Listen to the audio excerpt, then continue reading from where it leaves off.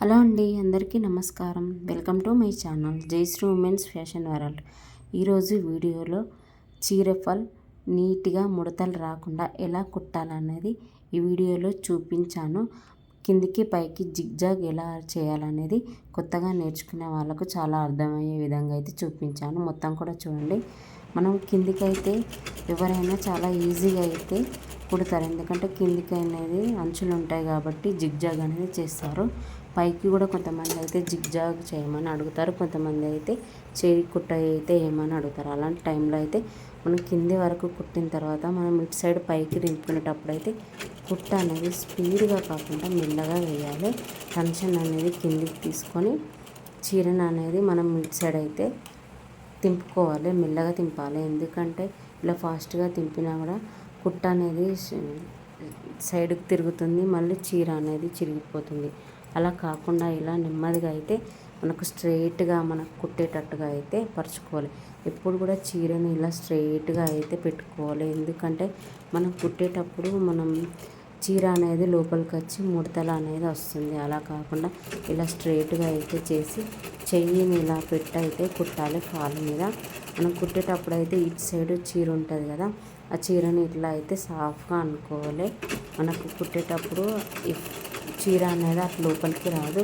అలా అనకపోతే మాత్రం ఈ చీర అనేది లోపలికి వచ్చి కుట్ట అనేది ముడతలాగా వస్తుంది. ఈ వీడియోలో చూపించినట్టుగా అయితే కుట్టాలి. కొత్తగా నేర్చుకునే వాళ్ళైతే చాలా ఈజీగా కుట్టుకోవచ్చు. ఇలా కుడితే ముడతలు అనేటివి రావు, చాలా నీట్గా అయితే వస్తుంది. ఎప్పుడు కూడా మన కిందికి పైకి కానీ జిగ్జాగ్ చేసుకుంటే చాలా నీట్గా ఉంటుంది. కుట్ట అనేది మనకు చేతి కుట్టు కుడితే తొందరగా అయితే అవుతుంది. ఇలా జిగ్జాగ్ చేసుకుంటే ఎక్కువ రోజులైతే ఉంటుంది. ఈ వీడియోలో చూపిస్తున్నట్టుగా చీరను అయితే సైడ్కి ఇలా అనుకుంటూ అయితే కుట్టాలి. చూడండి కుట్ట అనేది ఎంత నీట్గా వస్తుందో, కిందికి కానీ పైనకి కానీ ముడతలు లేకుండా ఇలా అయితే వస్తుంది. మనం ఇట్లా చీరను అయితే ఇట్లా స్ట్రైట్గా అనుకోవాలి. సైడ్ కుట్టేటప్పుడు అయితే ఇలా క్రాస్ కాకుండా అలా అయితే చూసుకోవాలి. మనం ఇటు సైడ్కి తింపేటప్పుడు అయితే మెల్లగా తింపుకోవాలి. ఇలా కిందికి టెన్షన్ అనేది కిందికి దించి కుట్టుకోవాలి. ఇలా కుడితే అయితే చాలా నీట్గా వస్తుంది. ఇక్కడ మనం రబ్ చేసుకోవాలి కాబట్టి కింది వరకు వచ్చిన తర్వాత కిందికి ఇలా మెల్లగా అయితే రబ్ చేసుకోవాలి ఒక 2-3 సార్లు. ఎందుకంటే అలా రబ్ చేసుకుంటే కుట్ట అనేది ఊడిపోకుండా ఉంటుంది.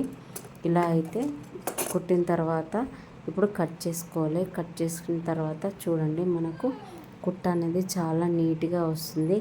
ఈజీగా అయితే కొత్తగా నేర్చుకునే వాళ్ళు చాలా ఈజీగా ఇలా కుడితే పర్ఫెక్ట్గా ఉంటుంది, నీట్గా ఉంటుంది. కుట్ట అనేది కూడా బయటకు కనిపించకుండా చూడండి, ఎక్కడ కూడా ముడతలు లేకుండా ఎంత నీట్గా వచ్చాయో.